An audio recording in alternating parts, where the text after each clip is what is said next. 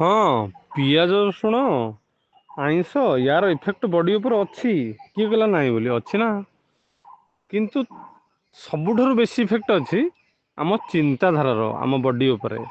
ପିଆଜ ରସୁଣ ବା ଆଇଁଷ, ଏଇ ଯେଉଁ ନିରାମିଷ, ଏଇ ଯେଉଁ ଯେତେ ସବୁ ବାରଣ ଅଛି ତାର ଇଫେକ୍ଟ ମାତ୍ର 10% ତାଠାରୁ କମ୍ ଆମ ବଡି ଉପରେ।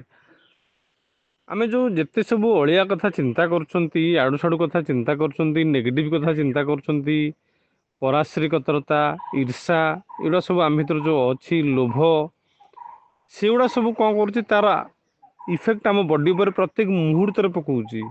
ଏବଂ ତାର ଇଫେକ୍ଟ ମୋର୍ ଦାନ୍ 75% ରୋଗ ତିଆରିରେ, ଆମ ଶାରୀରିକ ଗଠନରେ, ଆମ ସବୁ କିଛିରେ। ଆମେ ଆଜି ଯାହା ବି ପାଉଛନ୍ତି ଏଗୁଡ଼ା ସବୁ ଆମ ଥଟ୍ସ ପାଇଁ। ଆପଣ ଭଲି କେତେବେଳେ ଚିନ୍ତା କରିବେ ତାହେଲେ ଜାଣିବେ ଯେ ଆମ ଥଟ୍ସଟା କେତେ ଭ୍ୟାଲୁଏବଲ୍। ତ ଆମ ଥଟ୍ସକୁ ଆମେ କେମିତି କରିବା ଉଚିତ ସେଟା ଆଗେ ଶିଖିବା ଦରକାର।